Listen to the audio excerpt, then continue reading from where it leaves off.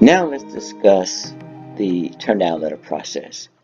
As you can see, once again, I've opened up the spreadsheet on the onboarding page. However, it is probably better when dealing with the Turndown Letter to start with the interview page instead, although you do have that option here.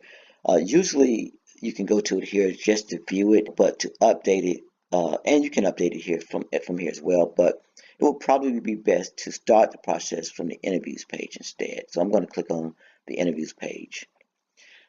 Here you have the data that we've been working with, and you can see that there is no one slated for a turn down. So just for this tutorial, I'm going to go ahead and I'm going to select Sandra Hart to send a turn down letter. I'm going to change this from operator Strubber, and I'm going to say send turn down letter. You'll notice again that the department or this particular person's status has been changed and it's brown or rust or whatever color you may think this is to send a turn down letter. Basically, it's just used to highlight this person and separate them from the remainder of the data. So again, we're going to touch on Sandra Hart's name, and the buttons that we're going to focus on in this particular case will be the copy to turn down and the go to turn down page buttons. So we're going to always start with the go to turn down page button. Why? It's because you want to make sure that the appropriate cell or row is highlighted. In most cases, you're going to have a large number of names over time here, and you want to make sure that you're not pasting over someone else's information. So you want to be sure to make sure that the correct row that is empty is highlighted.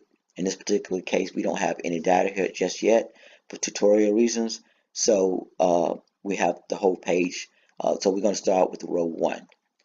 Now, we're going to go back to the interview page, and we're going to now again make sure that we have Sandra Hart's name highlighted, and we're going to click copy to turn down at this particular time. The cell has now been moved to the highlighted cell has been moved down one, which doesn't matter, but Sandra Hart's name has now been moved to the go to turn down page. And you can see here Sandra Hart and her phone number. You'll notice that there was no address or city or state that was added automatically. The one reason that is because there's really no reason to put an address when we're interviewing people. It will be very time consuming and is really not needed anywhere else in the spreadsheet, only when we're getting ready to send a turn down letter. So to keep you from recording an address every time we set up an interview, we simply save that step for the turn down letter page. Okay, so we're going to go back to the turn down letter page. And I'm going to now just create a fictitious address.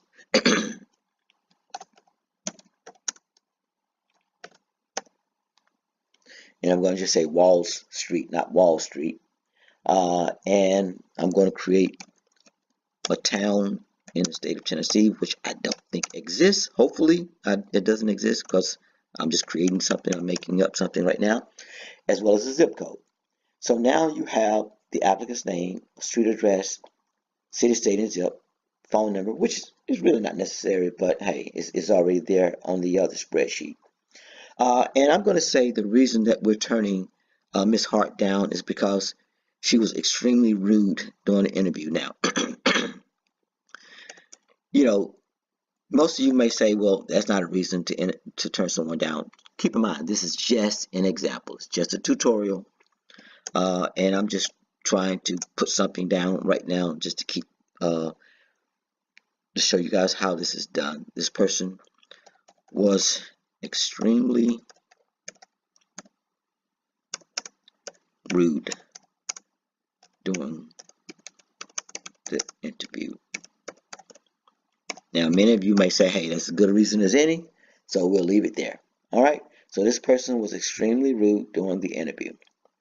I'm going to now return back to this person's name, and I'm going to click on it, and we're going to now go to the turn down letter.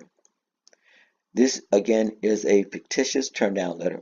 Most of you know what it represents, so I'll leave it at that. The name of the company in this particular case is Top Dollar. The top dollar is written in the text as well. And I would like for you to note that the date is always the day that you're creating the letter. It is automated for today. There's a formula here, so please do not manually change this date. If you do, you will erase the formula. That's your call, but as it stands, it will always change automatically based on the day that you are creating this letter. So you may not want to wait a whole month to send the letter out. Now, you can, however, manually change this information to match what will automatically appear here, which is Sandra Hart's name. It'll probably be Miss or Mrs. Hart that you can place here manually by going up to this area right here and only highlighting this part of her name and changing it. You can also change the text to accommodate whatever reason it is you're not moving forward with this person. So by clicking on this text or the box, you can go inside and you can make whatever changes you need based on your reason for sending this particular turn-down letter. You can also change the HR generalist name. Again, Jane Doe is just a fictitious name, obviously. And you can change the title to Human Resource Manager or whatever, or Administrator, whatever you need, whatever is appropriate for this particular letter. Now, once this is done, you can click back to the date and you can go to Update Turndown Letter, and it would automatically pull the information from here onto the letter, okay? But you're going to do it by clicking Update Turndown Letter. And you'll now see that Sandra Hart, with her last name being first, is placed here along with the address. And you can come here and say Miss Hart. In my case, I'm just going to say Miss Hart, not to offend anyone. And I'm going to put a comma. And that should take care of that. Again, you can change whatever the reason is here, and hopefully, this won't change very often. And of course, you can sign it once you print it out. Once this is completed, you can simply go up to the print icon up here and print it out, and it should print like your standard letter will show. So keep that in mind. Now we're going to return back to that particular page. But you want to make sure that you click off the content. So please make sure that you click to an empty space before you go to return to turn down address. Again, make sure you click off this box, because as long as this box is active, it's not going to allow you to return. So you want to click to just an empty space and click on return to this particular page here, which is the turn down page. Now, we want to make a label for the envelope using the same information. Obviously, this is not going to print, nor will the phone number print. Only these 3 lines will print. So we want to view the labels.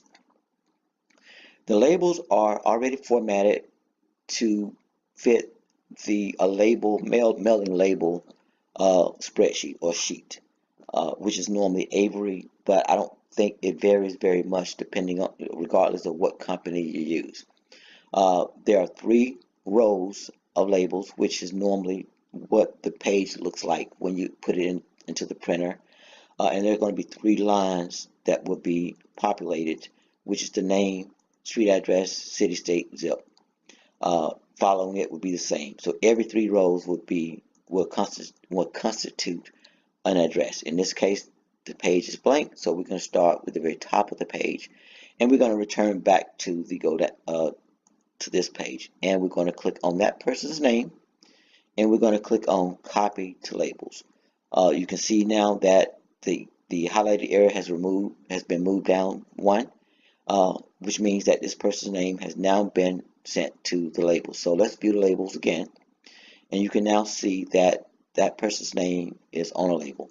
You can flip this to Sandra Hart manually by simply, in my opinion, Well, maybe you can't. But the bottom line is, let's see. No, you can't. That being said, contact me if you would like to flip this, and I will let you know how to flip it, and then return the page back to the save to the protection mode. All right. So this is how the labels are for right now. So let's go back to the interviews page.